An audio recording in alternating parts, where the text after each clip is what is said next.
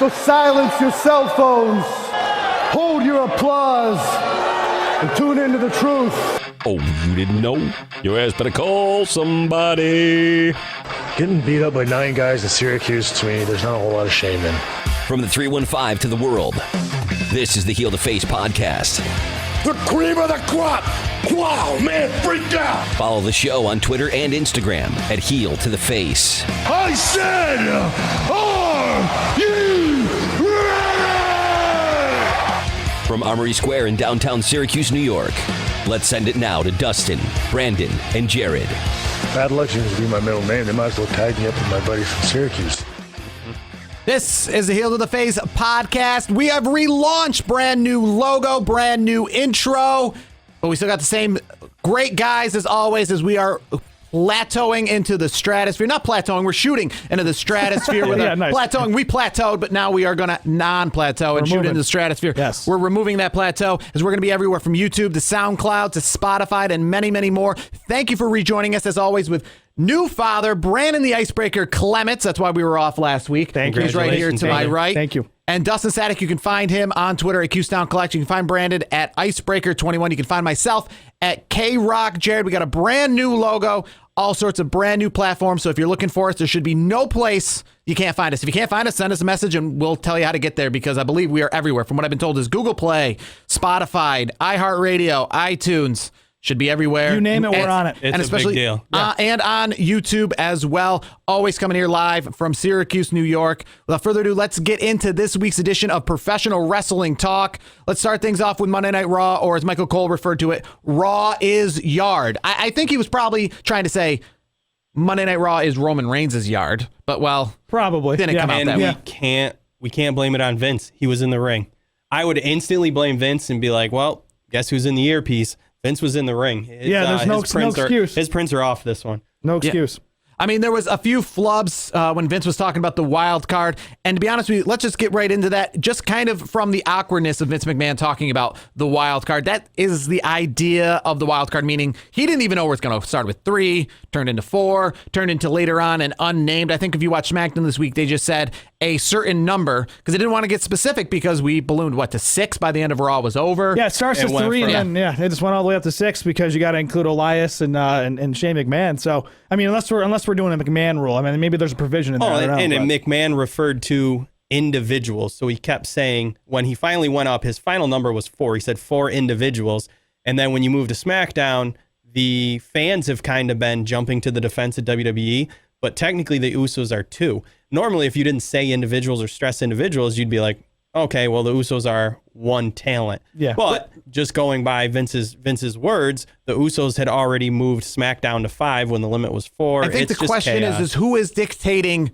First, it sounded like it was going to be an invite only, not just you show up. I don't understand exactly how this works at all. I know the whole brand extension, I think, is probably coming to an end. I think this is all kind of the idea of, we'll talk later with the XFL and how they got this brand new TV deal while the WWE got the same deal with Disney now that owns Fox. Fox going to be where SmackDown is.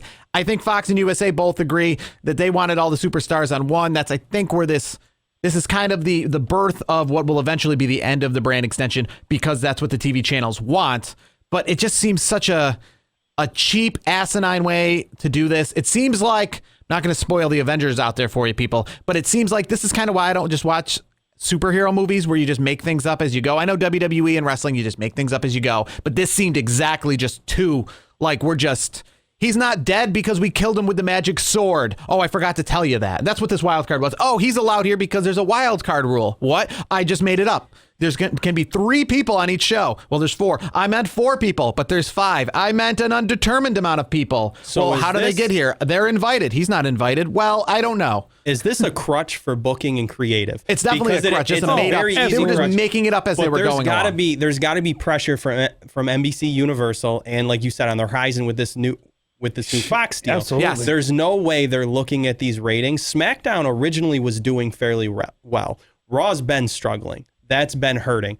SmackDown doing well. There's no way that there hasn't been pressure. If they're pouring over the numbers and they're looking at this, as an investor, as NBC Universal, as Fox, you have to start getting nervous. For the first time ever, WWE, this Monday Night Raw, they didn't upload any YouTube videos. Yes. No videos. It was the first time ever. And Wow. what else could you say other than they're trying to get the viewer to tune in to see everything happen Well, that's live? the thing. That they're getting the pressure because here's the thing. There's a little clause that people aren't talking about, and Vince is getting very nervous about it. I think it has to be 2 or 3 million, views for the program to, for the deal to stay in place. If they don't get there, which they're obviously struggling, that deal could fall flat. What happens there? I believe there's probably some sort of guaranteed expectation when you sign something like this. I mean, if you sign a $5 million deal, there's not just, and then you can just throw anything out there.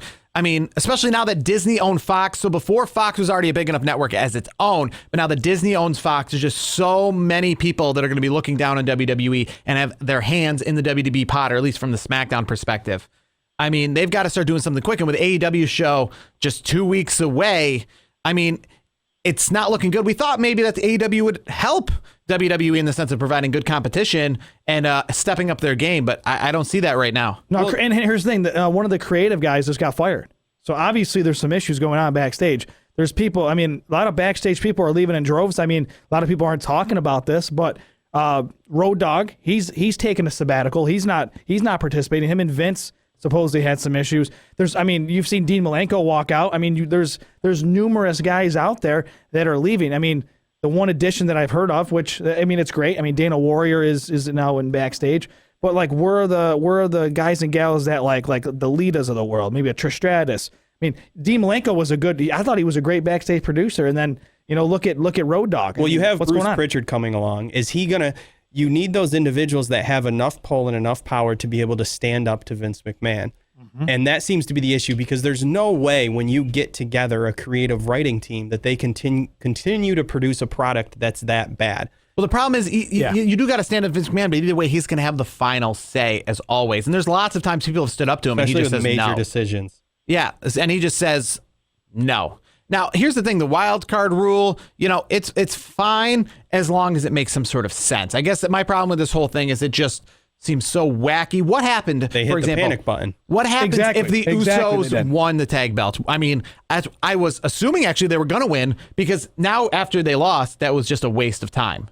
Because it was just television filler, because you were going to give the belts to these guys. You then had them fight for the belts, and then they won it anyways. So, all right, so it's just, you just took that 10-minute segment of just giving them the belt and made it a 30-minute segment of just giving them the belt.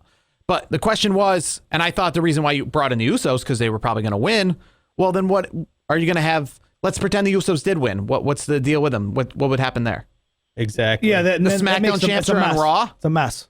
Yeah, I mean, AJ Styles, I thought was a flub when he was talking about going over to SmackDown and bringing some friends over to Raw. I thought he was a flub in the sense of saying that he was going to go to SmackDown and referring to it as Raw, because even the wrestlers, I thought he was just getting confused himself, referring to going to SmackDown as going to Raw. That whole opening segment was just a little off to me, anyways. I thought Raw as a whole was to me, it fell flat. Hitting music after music and then them all coming out. I don't exactly understand the whole point of why Roman Reigns wanted to even come to Raw. I watched wrestling last week. I did. But all of a sudden it was like through this weekend that I was reading on Twitter and everything that Roman Reigns wants to come to Raw. I'm like, for what? It's not the Shane McMahon Miz storyline where, somebody attacks somebody else. He just wants to go to Raw now and just kind of create a crutch for this wild card storyline. What they're trying to do is they're trying to make him like a renegade, Roman Reigns. They're trying to make him, he's against the authority. I mean, this is what WWE's done in the past. They're trying to make him a little Stone Cold right now. Yes, exactly. That's a dumbed down way. We called Becky Lynch Stone Cold. Now we're calling Roman Reigns Stone Cold. That's the dumbed down way of renegade. And here's the thing: WWE always does this. It's cyclical. They just keep doing the same thing. It's what they do, and the issue is creative is just kind of dropping the ball here. I mean, here's the other issue. There's a lot of things going on backstage from what I've been reading that there's people worried that Vince is going to really knock down the NXT brand, and you get nervous and just start calling people up left and right, which is not a good idea. You gotta whatever you have on the cupboard right now, you got to use what you got.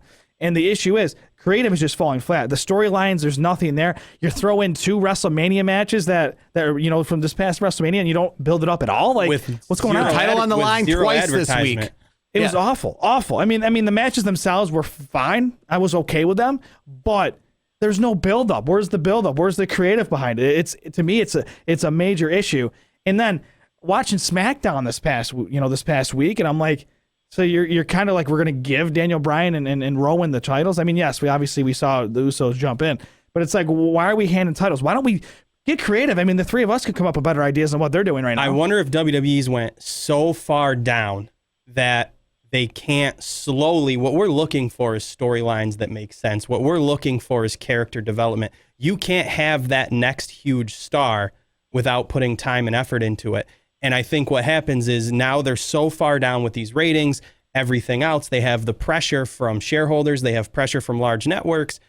And now they just throw things to see if they stick. And they don't stick. So the next week they panic because, like, again, they're so far down that they need to do something that will immediately lift them back up. Yeah. However, as wrestling fans, we know that has never been the case. You need long-term development. You do. And here's the thing. And one thing, to your point, New Day, and you know this, we've been recording this for over 2 years now. I've for the longest time, I've always been the anti-New Day. But here's the thing. New Day, at first, people are like, all right, let's scrap this pile of crap. And they're the hottest thing in WWE right now. So to me, again, to your point, you have to let things simmer. Like it's like a good barbecue. You got to let the things just low and slow is what they tell you. Yeah. You got to do things like that. And I feel like as you're saying, panic button. You got to stop with the panic button. That's the issue that I'm having. And I get it. They have pressure from the shareholders, the network. They got this deal coming in place very soon, and right now they're falling flat. The ratings are awful, and I feel bad too because Baron Corbin was like the reason, like supposedly that things were bad, and then you have him beat the champion. Like you're giving him 20-minute, which what are you doing? In ring skill wise, he's improved. Technically, he's gotten a lot better when it comes to the matches, and I don't think right now, especially with us having the Performance Center and all the talents coming up, we have, and Vince not really shying away from grabbing indie talent, skill-wise for our wrestling has never been a better time with the product. We don't really have issues with the matches. We have issues with what's surrounding the matches and everything. Corbin's gotten better skill-wise in the ring, but the same thing is, how much can you really believe in this guy as a heel when they turn on him and they say, well, we're pretty much going to blame you for the ratings and all of Monday Night Raw's problems. But by the way, let's give you a 20-minute segment. Sometimes you show up 2-3 times on Raw. And then, like you said, you go ahead and pin the Universal's champion. It's not a good look. I get that AJ was involved in that, so it's not making him look completely strong. It's not clean. But we have our champions getting beat in non-title matches left and right. Again, as a build, how are we going to believe in that? And we deal with a product where Vince says himself wins and losses doesn't matter. It's just bullshit. You have such a rehearsed and well-polished product. You don't allow anything to happen organically. You have a product where you can pretty much like drive a truck through the holes in the plot lines. You know what I mean? Yeah. But as long as you keep selling AJ wristbands to an 8-year-old, we're doing okay. Hey, don't talk too much about AJ. I got the AJ gear on right now. Thank you very much for the ones watching on YouTube. I will say this. I don't believe a heel that dresses like an Applebee's server. I'm sorry. That's just me. He looks like an Applebee's server, and it's just, I will say this. He's done a good job. His mic skills are pretty good, but it's just not working. Like he's the kind of guy you send back to NXT. Sorry, that's just he needs to. You think Baron Corbin should go back to NXT? Yes, repackage him. Repackage him. But this whole thing I think the problem with people's packages, it's not people's packages. It's what WWE does with those packages. So wait, you're telling me he's a pretty much he's a really good heel when he looks like an Applebee's server? Come on, he's great if you gave him some wins, and I know, like you were just talking, wins and losses don't matter. The problem is with the heels, wins should happen more with heels than with faces. I think I might have brought this up before. We've talked about this before. But I think that it's like 65-30. It's the chase. So 35. The fact that you had Bray Wyatt losing all the time is the reason why we didn't believe Bray Wyatt's character, because Bray Wyatt is this great character that can just defeat everybody, the eater of worlds, but he ate no worlds. He beat nobody. He lost to everybody. His even at WrestleMania, ridiculous. Yeah, even at WrestleMania, you have all this great gimmick and the stuff on the screen and on the ring at WrestleMania 33, and then he comes up on the mat. So the thing is, you've got to give these people you can't create these characters. If you have Bray Wyatt go in the ring and lose, it's just gonna be like EC3. It's not EC3's fault. No, that's poor booking. It wasn't poor booking. I mean, Umaga was hot as hell until you put him in title matches and had him lose all the time to John Cena, and then he became Umaga. Great Khali. I'm not saying Great Khali was grand. I'm not saying he was the best, but he was a hell of a lot better when you had him, undefeated going into his match against John Cena, and then boom, he lost, and then he was a joke. Rusev's the same way. Rusev didn't lose forever. Just as of recent, you had a character turn in Robert Roode. Robert Roode, who did very well in TNA. The look works for him. The attitude works for him. He should have had that arrogance all along. So he comes back. He defeats Ricochet. Such a huge win. Comes back. For some reason, with the win, Ricochet puts his Money in the Bank title match on the line.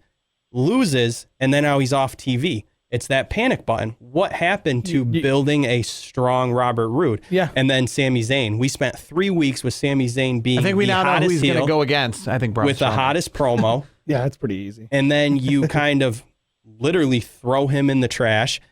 Michael Cole, Renee Young, they were stepping all over his segment, which we all wanted to hear. We wanted to hear that promo. They're stepping on it. Braun interrupts them. They throw in a Lucha House Party match, just pretty much so there's something on TV while Braun chases him around before he inevitably throws him in the trash. And then he comes to SmackDown, is thrust into the championship match, which we all know he's not going to win, and we're not saying that he should win. No. But again, you're continuing to make him look weak and have no direction. Yeah, and that's the thing. I mean, the Sami Zayn segment was awful. I mean, he's been a great heel since he's been back. His promos have been really good.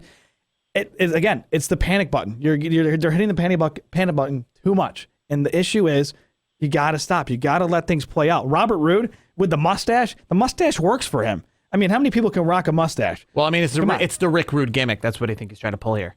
But let's move on to some other news going on. Speaking of television and how they're dictating everything, the XFL signed an amazing TV deal, and it actually took me a second to realize and remember that Disney now owns Fox, because until Disney owned Fox, you wouldn't get this kind of deal unless you were the NFL, where you're going to be on multiple major networks. I mean, you're either on Fox and the Fox family of networks, or as the last football league that lasted about a few weeks before they went under, they were on the CBS family of networks. Yeah. Yes. Well, the XFL has announced they're going to be on both the ESPN, ABC family of networks, and because they own Fox, the Fox family of networks. That's the only kind of deal the NFL has. The NFL's on both Fox and CBS and NBC and ESPN. You don't see that elsewhere. Like with wrestling, even though they're on the Sci-Fi network before, that's still under the USA family of networks. And they're kicking off 6 days after the Super Bowl. So they're going to try what the AAF did, is they're going to try for spring football. Yeah. Do people still want to see football? I think that was the intention all along. Yeah. They were going to try. Yeah. I don't think that differentiates from where they were going to go anywhere or changes the road at all. But I definitely think they've got a better TV deal, because here's the deal. CBS, while very good when it comes to football, I just think that Fox just has a little more oomph. And now that they're coming into Fox and they're coming to ESPN, which is really big, because now ESPN, you're guaranteeing yourself going to have some Sports Center clips and all the great stuff that goes there. They're going to legitimize it. Yeah. The question is, though, how it doesn't matter. You can give them all the networks in the world. This is better than I think this might be better than their NBC network, because at the same time, too, at least if they're on ESPN, maybe they have a little less expectations. Fox is a tough one, and ABC is a tough one, but the games on ESPN are going to be similar to when XFL was on UPN. 1 million is still good on UPN. Yeah. So absolutely. 1 million is still going to be pretty good on ESPN on a Saturday afternoon. Oh, absolutely. And here's the thing. I think they've learned a little bit from what AAF's what Absolutely. they've done. There's a wrongdoing. blueprint. There is. Do you think they're going to steal any of their rules? Do you think they're going to steal anything, or does Yes. the AAF have a hold on those rules? For example, no. Like the what was it, the kickoff rule? You think they're going to take that? I don't think that so much. I could see maybe the onside kick rule that they had, where it was a 4th and 4th and 18 or something like that. Mm-hmm. I will tell you this: the problem that AAF had was they weren't on the better networks. They were on CBS. It was hard to find. If you're not watching CBS, who has the CBS Sports Network? You know what I mean? It's brand recognition. I think the biggest problem any of these have, it's brand recognition right from the top. That's the number one reason why any of these fail. It doesn't even have anything to do with football. People will watch football all year round. I mean, the NFL draft is this huge thing. That's not even football. The NFL draft to me is the greatest oxymoron, because I'm a big baseball fan, but most people watch football because baseball's boring. Well, what's more boring than seeing a bunch of people in suits walk up and accept an envelope for 4.5 hours, yet 30,000 people, the same 30,000 people who watch football because it's hard, crunching action, whoa. down to Nashville, file in the streets to watch them talk about future potential football. Jared, you're cutting. I know you're a big NFL draft Jared, fan. here's the thing. You're selling it short. It's not 30,000. It's more like 130,000. Exactly. So okay? the same people who tell me that baseball's boring sit and watch a press conference for 5 hours in public. Fly to Nashville or fly to Dallas, wherever the draft is, and watch a 5-hour live press conference, essentially. So essentially, that is showing that it's not so much just about football as well. It's about brand loyalty. It's different taste. That's really what it is. It's different taste. It's brand loyalty. It's the NFL's got this brand. College football has this brand. People go to Alabama, even if they're 0-11, that place will still sell out because that's Alabama football. That's Notre Dame football. Syracuse basketball right here in central New York. That's Syracuse basketball. 30,000 people are going to go watch Colgate versus Syracuse, even if Syracuse fields a Cornell-style team and it's Colgate versus Cornell in another sense of the word. It's brand loyalty. And the problem with the XFL is going to be you're going to have to find something that's just so unique that people want to watch this that they don't even care about the teams. Well, here's the thing. The AAF falling apart, it was the best thing that could happen for XFL because Well, yeah, now you don't have that competition. There's missteps. Yeah, There's you missteps. remove some competition, Yeah. and then you can pay attention to some of the missteps. and you along don't the way. you don't get third tier talent, so to speak. You're 'Cause you're getting the guys that are on the NFL practice squads now, not the guy You're that getting played secondary D2. talent instead of third The talent. XFL's Yes, exactly. not doing this for the love of football. They're not doing it for the passion of the sport. They're doing it for a payday. And ultimately, a lot of brands have tried to just crack a piece of this NFL pie off. That's all you need. Nobody even thinks that they're going after the NFL. That isn't even their goal of one day we will be the dominant football league. That's not it. But there's so much money in the NFL. Like, can we just crack it? Can we get enough legitimacy to just get a piece of that pie? And here's the thing. The problem with the AAF is they were so they relied so much about, okay, hopefully we can work with the NFL and do this and that. XFL Yeah, they is needed to not deal with the doing that. NFL last. The one big thing I'm going to finish on the XFL here is they're going to, as long as they have the finances to last the rest of the year, which the AAF did not have, that's what they need first and foremost, is just make sure you make it through a whole season, that you have all the negative aspects of finances in order, meaning if no one shows up, you still can pay the bills. That's what's great about minor league baseball, is that you don't see minor league teams folding in the middle of the year because they already have their bills paid out. They're paid for by the highest level. So hopefully with, deals like ESPN, ABC, and Fox in place for these games, that no matter if anyone doesn't show up or anyone watches, you still have the money, the finances to keep your players and to keep the games on the air for a full season. That's the biggest thing the AF did not have. But moving on to things and back to wrestling and people being able to go to different places now, Chris Jericho is signing or is going to sign to face Okada in New Japan, and finding out that anyone in AEW actually can wrestle in New Japan, which makes me wonder why we didn't have a stronger AEW presence, let's say, in New Japan in WrestleMania weekend. Yeah, they're continuing to crash independent shows, AEW, on a regular basis, which is probably much just like keeping people a buzz about you until the TV deal goes through. You know what I mean? You don't want to be completely forgotten about. You want to keep that excitement because you have so much momentum. Let's not cool it off. But yeah, I mean, Dominion, June 9th, Chris Jericho is going right after Okada for the IWGP Heavyweight Championship. And I got to say this. So you're thrust right into the spotlight. And then Jericho, though, the guy's almost 50.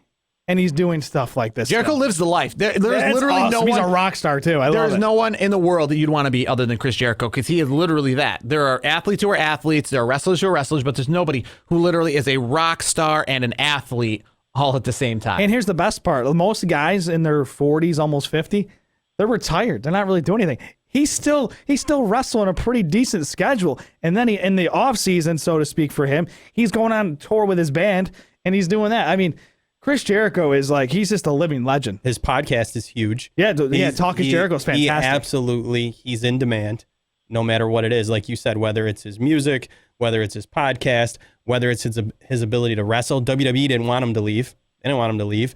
AEW wanted him. He was one of their first major signs. And they probably paid him more. And now which they he's did. going over to New Japan, and he has an ability to compete, which, like you said, many AEW stars do have that ability in their contract to compete otherwise. And WWE has the exclusive. You have to do WWE only, and that's so. What that's does happens. this say about AEW's partnership? Are they nervous? Are they going to do a talent share thing? Because sometimes some of these companies that aren't like Ring of Honor Impact's tried it with what was Jericho's fail, or not Jericho, Jarrett's failed brand, Global Force Wrestling. Yeah. They tried this talent share. Does AEW not have enough confidence to stand on their own? Well, that's my problem. Why, AEW's got this big push, but essentially AEW is Ring of Honor, New Japan Wrestling. It's the same company. It's just another branch of those guys, that company. So if we're not, let's say, selling out domes over here to watch New Japan, Ring of Honor Wrestling, then why is AEW going to be any different? I already saw Kenny Omega versus Cody Rhodes a couple years ago in New Orleans. Why is this match going to be any different? I get that they're going to have a little bit better television network, but if these guys are going to be coming back and forth from New Japan, it seems just like what they already got going. It seems like Ring of Honor and New Japan's working relationship. It seems like they don't have as much confidence as I thought that they had by allowing their talent to have these compete clauses. Here's what they're going to do. They're going to play it out. They're going to see how they do, AEW, and they're going to. What happens if someone gets hurt in New Japan Wrestling? I mean, and that's something that the legal teams are going to have to, debate, I guess. Because we talked about the contracts these guys are getting. Here's what's going to happen. Once AEW gets a stronghold, they start taking a big dent in the WWE's product or ratings, so to speak, which I feel like they could. They might slowly but surely get off the nipple of New Japan Pro Wrestling, because right now I think they're using it it's kind of like a crutch at the moment, which yes, it maybe doesn't look as strong, but you want to have New Japan has a plethora of talent.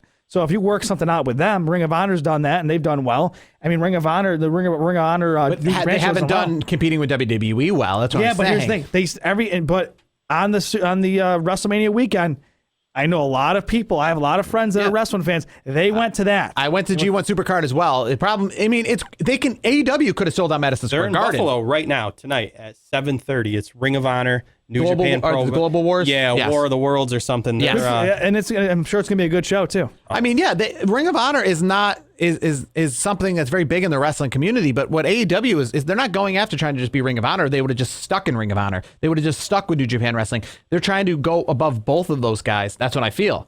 Why else would they be creating another brand if they're just trying to be competing with Ring of Honor or be a similar Ring of Honor? Why would I just branch off if I want an existing restaurant to be another style of same existing restaurant? After the week that WWE gave us, and it sucks that we have to come in here and be completely negative and be in this negative environment on such a happy week, you being a new father. Thank you. I wish we had more positive things to talk about, but after the week that WWE gave us, I lose faith in them more and more, and I have never rooted for AEW. And I just cannot wait for October, and I hope that it is the kick in the dick that Vince needs, in all honesty. And here's the thing, speaking of kicks and whatnot, I want to talk about Brock Lesnar really quick. So Brock Lesnar is, he didn't work out a deal with UFC, and now he's hanging up the UFC boots and he's hanging up the WWE boots. Well, I mean, here's the thing. Hang up the WWE boots. He will be in Saudi Arabia. Well, after Saudi Arabia, here's the thing. I mean, reading here, flat rate fees over pay-per-views and all that. I mean, is Vince really going to do that? I mean, why would you do that? I mean, to me, you know what? You name the price for Lesnar, you give the price to him and say, this is what you're going to get. If you don't like it, would you be interested in Lesnar in WWE if he showed up more? Yeah. Is that your big gripe against Lesnar? Of course I would, because to me, part-time wrestlers, I mean, Jericho's like different because he's not always holding titles and stuff. He comes in and he's like there for a couple months at a time. Brock Lesnar comes in like once every quarter, just to get his stocked quarterly paycheck is how I feel about it. So let's take this and move on to our Twitter question of the week then. Certainly. And the Twitter question of the week that Dustin posted was, what is The Undertaker and Goldberg being at the new Saudi Arabia event that's going to be in June? Has it gotten a name yet? Is it going to be Crown Jewel, or is this going to have a third name? I haven't seen a name for it yet. It's going to be June 7th in Saudi Arabia, the third Saudi Arabia pay-per-view, including Brock Lesnar, Roman Reigns, and all the stars. Goldberg and Undertaker will be quote-unquote coming out of retirement. What does that do for the WWE? And if you want my answer, what does Undertaker showing up at your birthday party do for WWE? I mean, that's what this is. What is Goldberg wrestling a match in your backyard for a private party do for WWE? Nothing. It doesn't do anything for WWE. I feel these are just one-off appearances. So you come what it does is it sells tickets for Saudi Arabia. That's what it does. Well, yeah, it's all about the dollars. That's really what it comes down to. You're it saying appeases the princes overseas. Well, here's the thing: Undertaker and Goldberg. If you give them enough money, they're gonna come. I mean, that's their businessmen. Saudi Arabia's proved just in these past few events that money talks over everything. Absolutely. And coming from what we've talked about with WWE superstars before, doing what you're going to do financially after the business if you don't plan accordingly. Can we really blame these stars who aren't getting retirement packages, aren't getting healthcare packages, can we really blame them for going after this major payday? Personally, we can't. I just reflect when WWE is a complete brand, why is WWE bowing down or alternating their plan to push forward to halt it and have one-off shows to appease a country rather than, you know what I mean? Because it's punching plot holes. It's not making sense. There's no way that you can do any type of build. You're admitting it's a one-off thing. It's just a live everybody event. sees. Yeah, everybody That's sees all it it's is. for money. So I mean, yeah, if you can do that, if it's just okay, it's this big grand stage. Just sit back, enjoy it. I'm personally happy that I get to see Goldberg again. He's awesome. Like if you take everything out of it and you just look at it as a fan, he's one of the most dominating professional wrestlers of all time. He literally you know what is, I mean? yeah. People like you'll have the marks that'll step back and be like, well, his in-ring work is terrible. He only has a limited move set. whatever. But I'm talking about if you suspend disbelief, which we're supposed to do, and you just look at Goldberg for what he is and his track record, how could you not be excited to see that man unleashed in a ring? I agree. I'm with you 110%. I mean, it's cool, but the only thing I don't like about these quote unquote one-offs, these like super shows, super live event shows, so to speak. that are Remember, they given did one in network. Australia as well that was unrelated to Saudi Arabia, but similar idea. Yeah, and then my thing is, it's not a good look for me. I mean, it's just like WWE's like, yeah, the highest bidder we'll give them whatever they want for the highest amount of money. I mean, to me, it's just like. It's like they're selling out, so to speak. I think you're saying it better than what I was trying to do. Yes. That's just how it is. I mean, My problem is they do it. I'm fine with the shows in a way, but don't do it kind of despite the regular fan. A big thing last year, obviously, that Greatest Royal Rumble coming 2 weeks after WrestleMania. Like, it just made me so frustrated to see them have a bigger like I just watch WrestleMania and make a big deal out of WrestleMania, yet they're going to put on an even bigger show. They're going to denigrate the Royal Rumble. Thankfully, they kind of didn't acknowledge the Royal Rumble. Well, they did at this year's Royal Rumble. They did acknowledge that the new records that stand, which are all now belonging to the Greatest Royal Rumble, which is annoying because, you know, they would, when you watch that Royal Rumble by the numbers, it used to be conformed to the current standard of the Royal Rumble, meaning like, wow, Daniel Bryan lasted an hour and 1 minute in a Royal Rumble. That's really cool. Like, someone can break that record. They're showing us like, oh, you know, these used to be all the baseball records until this guy had 90 home runs, but that was in a 2,000 game season. They were showing us at the Royal Rumble this year all these like records as the Royal Rumble by the numbers. Daniel Bryan lasted an hour and 16 minutes. It's not going to be topped unless you do another Greatest Royal Rumble, because that's not how long the Royal Rumble is. These are records that can't be 100%.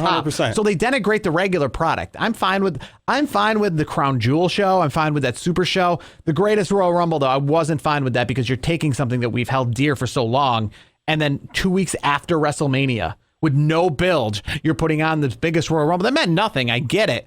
But it was just the idea that like you're putting on this huge show 2 weeks after WrestleMania to make us all forget about WrestleMania because we're watching Pyro over an even bigger stadium with an even longer show and even more superstars. We couldn't get The Undertaker, for example, at WrestleMania this year, but he's going to come out for Saudi Arabia. So which one is really money talks? To Money a talks. non-wrestling fan? That's it. To a non-wrestling fan, which one, if you put the show on, would seem more like WrestleMania? The Saudi Arabia show or WrestleMania itself?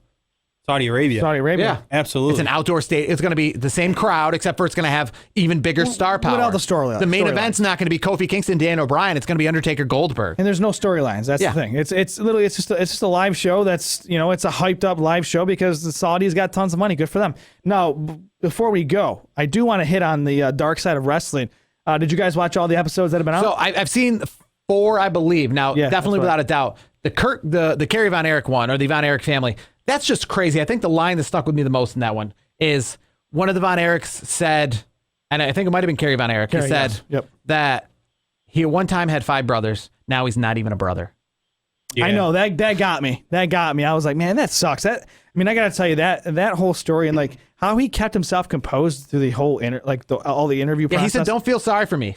I've been lucky." Yeah, he's lucky. He's got his health. I mean, he was talking about a story where he went to a gun store with a bunch of good old boys in Texas, and he was gonna rob the store and take the gun, and then he got in his car and he had second thoughts. He went back in, and I mean that They was felt bad for him. They Yeah. weren't even going to chase after no, him. they Yeah. were no, they and a couple. Luckily it was a bunch of good old boys, so to Just speak. such a beloved family. Yeah.